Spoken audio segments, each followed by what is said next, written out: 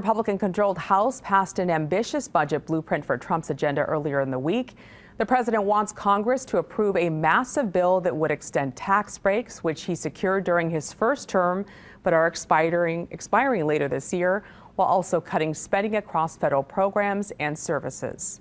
Democrats will continue to stand on the side of the American people and stand against the reckless Republican budget that will end Medicaid as we know it. As for Nevada's Governor Joe Lombardo says he has reached out to the federal government to express his concerns over the possible Medicaid cuts.